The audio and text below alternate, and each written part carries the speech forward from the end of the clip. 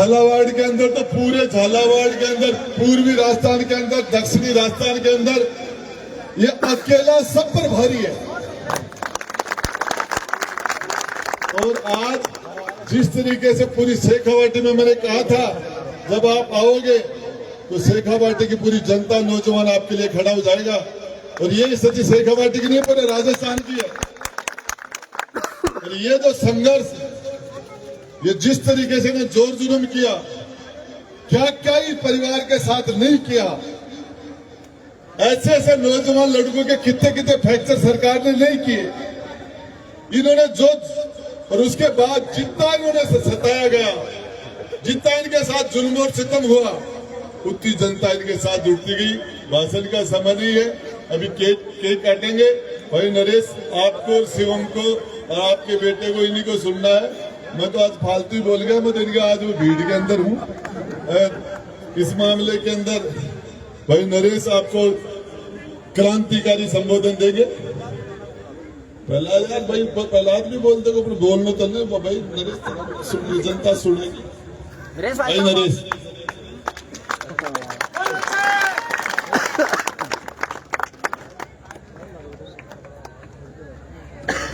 परम आदरणीय पूर्व मंत्री बड़े भाई साहब राजेंद्र जी हुड्डा साहब, आज के इस कार्यक्रम के आकर्षण, जिनका आज ये जन्मदिन है, जिनको शुभकामनाएं देने, लंबी उम्र की कामना करने की, उसमें आज मैं आपके बीच में यहाँ आया हूं भाई सीएम हुड्डा। और आप सबके दर्शन करने के लिए मैं तो आया ही हूं, लेकिन मेरे साथ साथ मैं अपने बेटे को भी लेके आया हूं आपके बीच में, क्योंकि राजस्थान विश्वविद्यालय में नौकरी लगने के मकसद से 1999 में 12 से चलकर जयपुर आया था। लेकिन राजस्थान विश्वविद्यालय में जो शेखावाटी के छात्रों की जो संगत मिली, जो शेखावाटी के वीरों की जो संगत मिली, उसी का परिणाम है कि आज नरेश मीणा इतनी मुखरता से बड़े बड़े नेताओं के खिलाफ, बड़े बड़ी सत्ताओं के खिलाफ बोल पा रहा है। इसमें कहीं कहीं कोई कारण है तो वो शेखावाटी के मेरे युवा साथी, छात्र साथी भी उसमें सबसे बड़ा उनका योगदान है। मैंने पिछले समय 2 चुनाव लड़े, उससे पहले मैं पार्टियों में रहा, और विशेष रूप से मैं कांग्रेस पार्टी में पैदा हुआ, कांग्रेस पार्टी में रहा। लेकिन कांग्रेस पार्टी की खूब सेवा करी, कांग्रेस पार्टी में खूब दरी बिछाई, खूब झंडा लेके चला, कांग्रेस पार्टी के नेताओं के खूब नारे लगाए।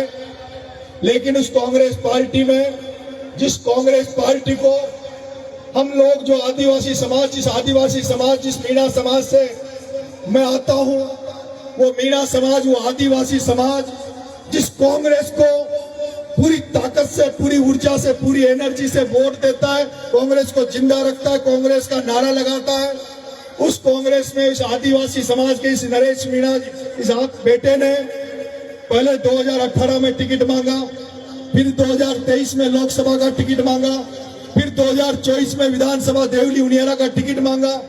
लेकिन पता नहीं उस कांग्रेस को इस नरेश मीणा में क्या कमी नजर आती है, इस आदिवासी बच्चे में क्या कमी नहीं नजर आती है।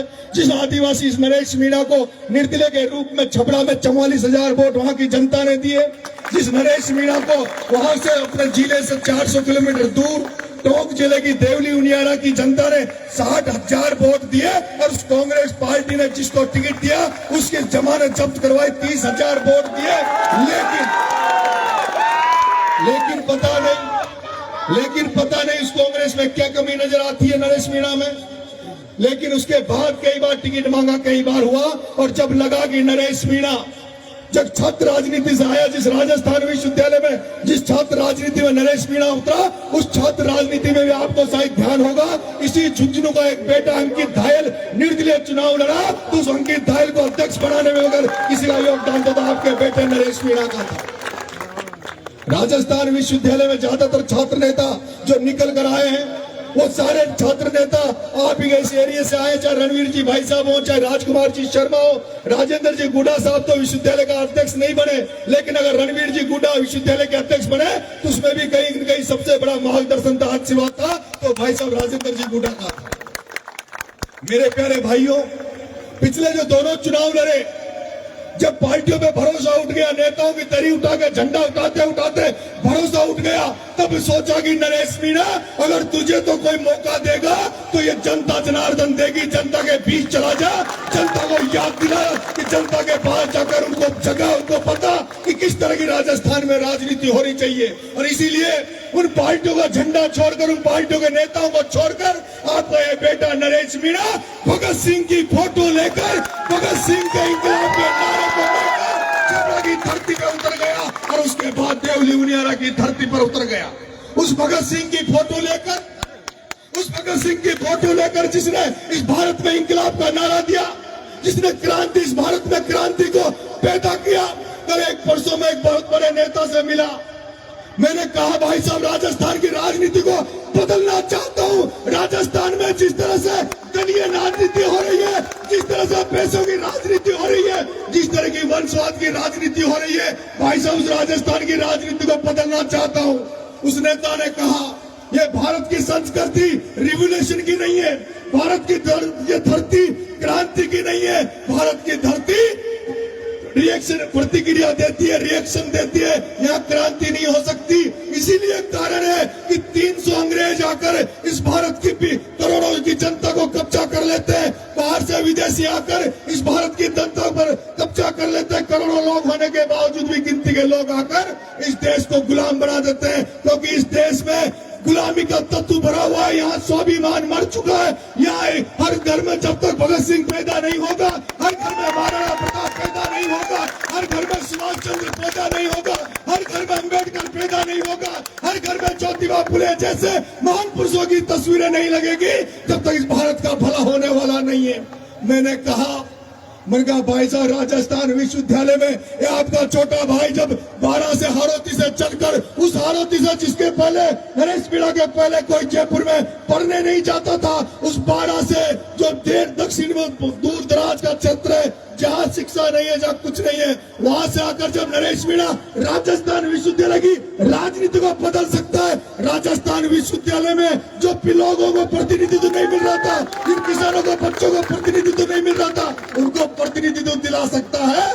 तो जब नरेश मीणा राजस्थान विश्वविद्यालय का बिना अध्यक्ष बने, राजस्थान विश्वविद्यालय में जहाँ पढ़े लिखे बच्चे आते हैं, राजस्थान के सबसे अच्छे बच्चे वहाँ पढ़ने आते हैं, जब उनमें 20 साल राजनीति कर सकता है, तो ये जो राजस्थान की विधानसभा है, ये जो 200 राजस्थान की विधानसभा में एमएलए बैठते हैं, इनमें तो 5-10 लोग ही पढ़े लिखे, 5-10 लोग ही लड़ने वाले हैं, बाकी 190 एमएलए तो ऐसे लोग हैं जिनको ना तो बोलना आता है, ना लड़ना आता है। तो इस राजस्थान विधानसभा में जब नरेश मीणा चुनाव लड़ लिया, तो आने वाला समय जिस तरह से राजस्थान विश्वविद्यालय में नरेश मीणा का चला था, वैसे राजस्थान की राजनीति में भी नरेश मीणा अपनी छाप छोड़ने वाला है, अपना बदलाव करने वाला है।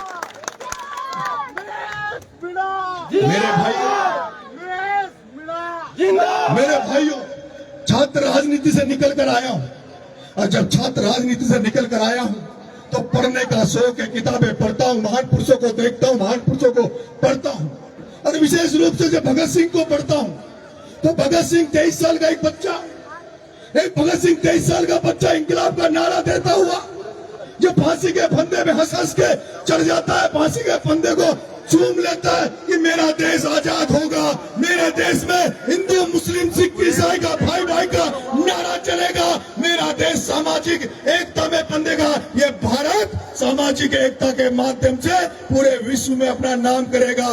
लेकिन वो भगत सिंह का सपना आज अधूरा है, वो भगत सिंह का सपना अधूरा है, वो सुभाष चंद्र बोस का सपना अधूरा है। चंद्रशेखर आजाद ने इसलिए इस देश के लिए खुद को गोली नहीं मारी थी। इस देश में एक समय ऐसा आएगा जब नारे लगेंगे कि बटोगे तो कटोगे, एक रहोगे तो सेफ रहोगे। मैं पूछना चाहता हूँ, भारत में ये नारे किसके लिए लगाए जा रहे हैं? इस भारत को जो लोग भारत माता की जय कहते हैं, वंदे मातरम में नारा लगाते हैं, जो राष्ट्रवाद की बात करते हैं, वही लोग इस भारत में जब ये हेल्प नहीं कर रहे, वो इस भारत माँ को खोखला कर रहे हैं। इस भारत माँ को खत्म करने का काम वो लोग कर रहे हैं। मेरे भाइयों, जब आजादी की लड़ाई लड़ी जा रही थी तब तो नारे लगते थे हिंदू मुस्लिम सिख ईसाई हमें सभी भाई भाई। और आज हालात इस देश के क्या हो गए। मैंने कई जगह देशों में, कई भारत में के अलावा कई देशों में तख्ता पलट होते हुए मैंने देखे, लेकिन पिछले दिनों मैंने देखा है हमारा एक पड़ोसी देश बांग्लादेश में किस तरह से छात्रों ने, युवाओं ने क्रांति करी और किस तरह से तख्ता पलट कर दिया।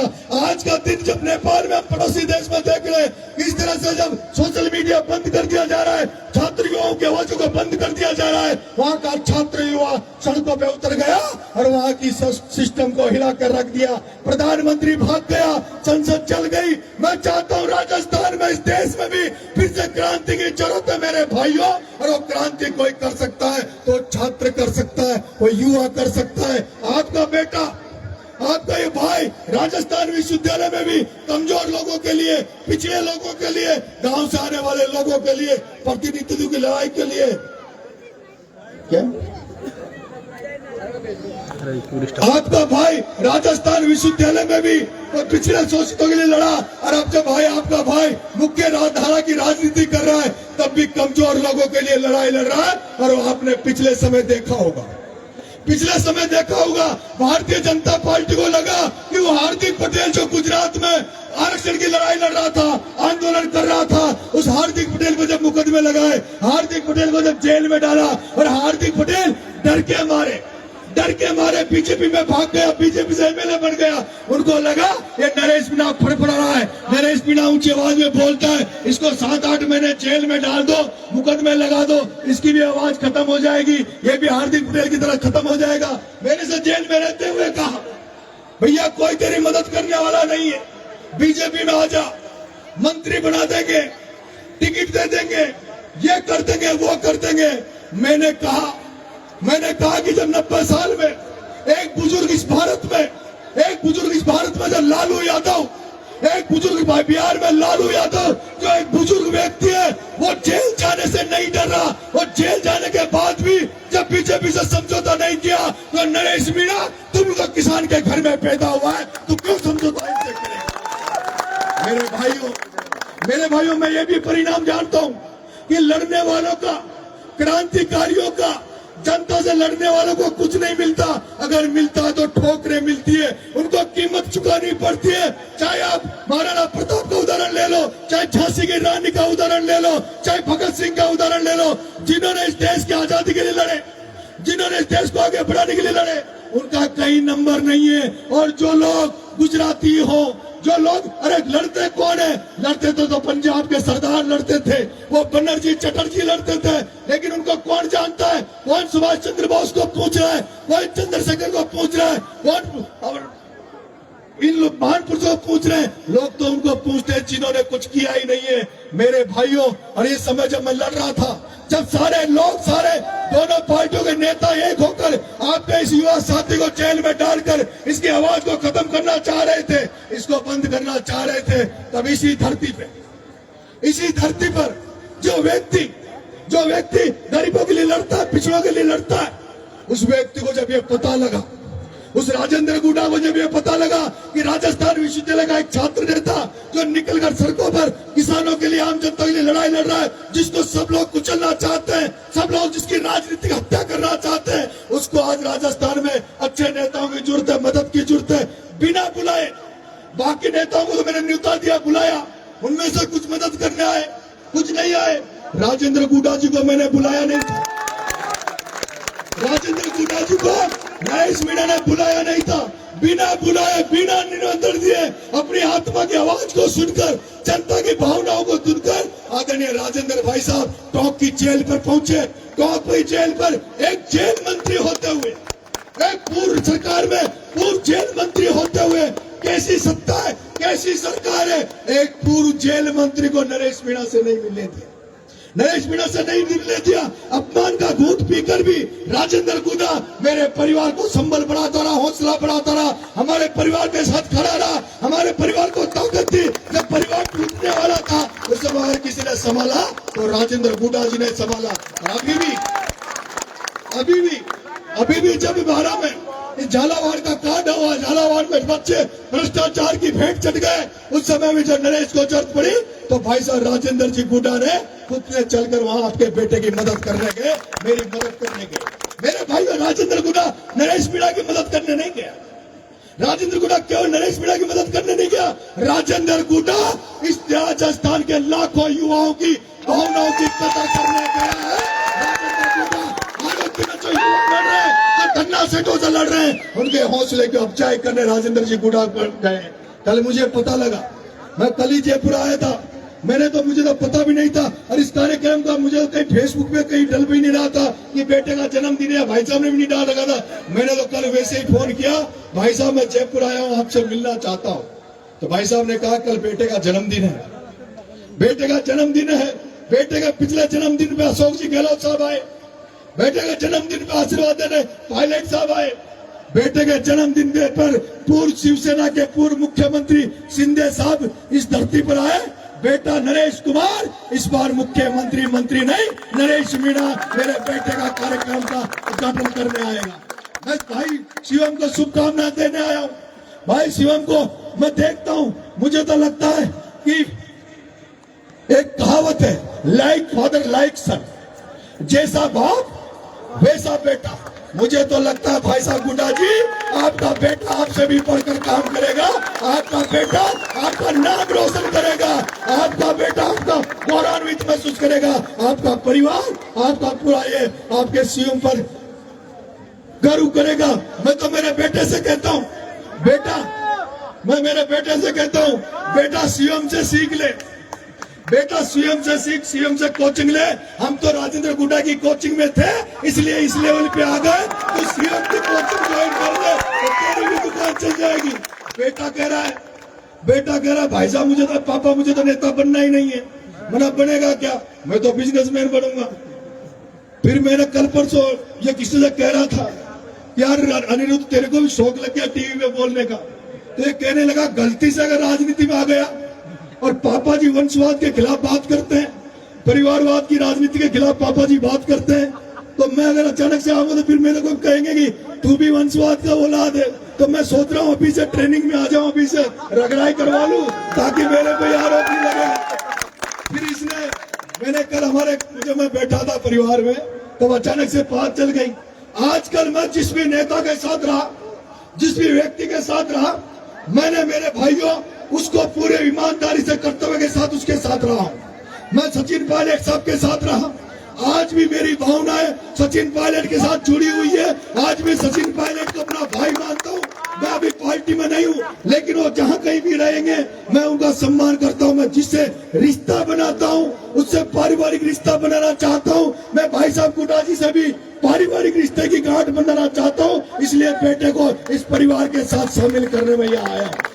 मेरा बेटा, मैंने कहा कल की जब बात पॉलिटिकल चलती है तो बात उन्हीं की चलती है जो आपके टच में रहते हैं। आजकल मेरे घर में केवल गुड्डा जी की बात चलती है कि गुड्डा जी जैसा व्यक्ति कोई मिल नहीं सकता घर में। और मेरी टीम में भाई साहब राजेंद्र जी, मैं आपको एक बात कहना चाहता हूँ, नेता तो बहुत मिले, मैं बहुत नेताओं से खुश हो जाता हूँ, मैं बहुत नेताओं के अट्रैक्शन में आ जाता हूँ, लेकिन जो मेरी टीम है, जो मेरे साथ हजारों युवा काम कर रहे हैं, वो मेरे से कहते हैं भाई साहब गुड्डा साहब जैसा तो नेता ही नहीं हो सकता।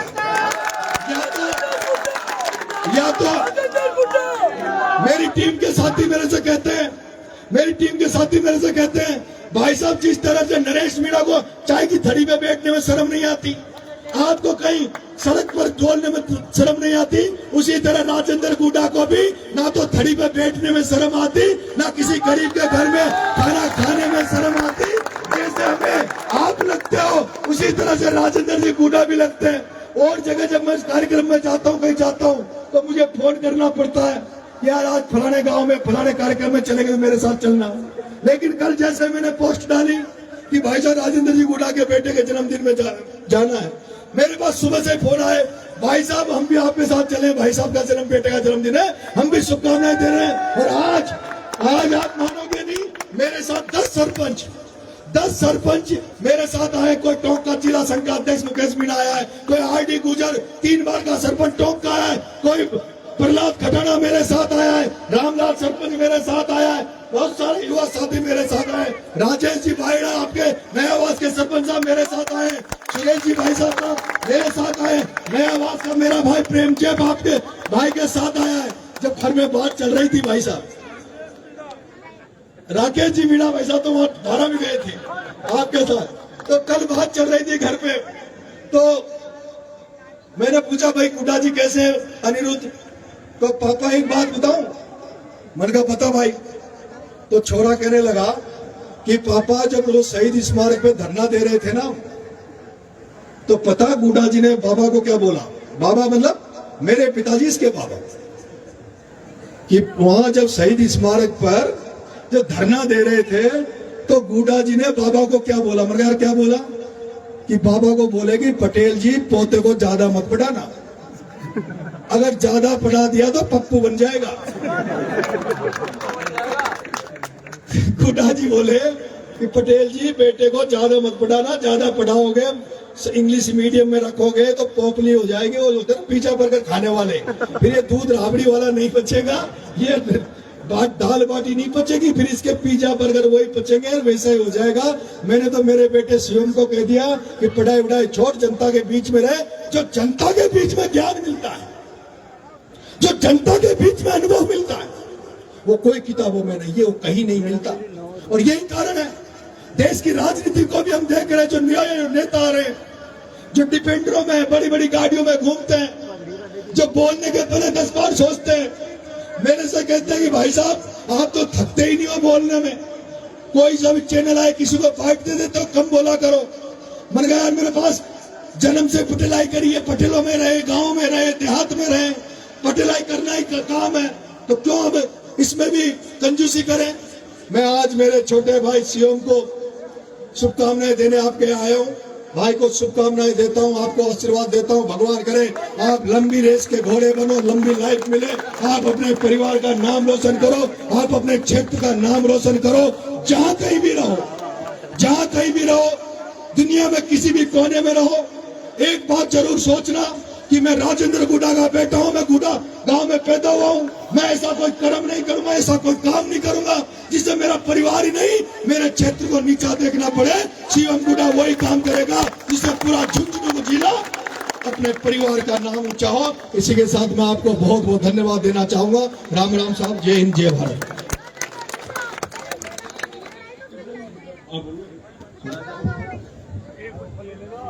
बहुत बहुत शुक्रिया नरेश जी मीणा साहब का और तमाम साथी जो इनके साथ यहाँ तशरीफ लाए।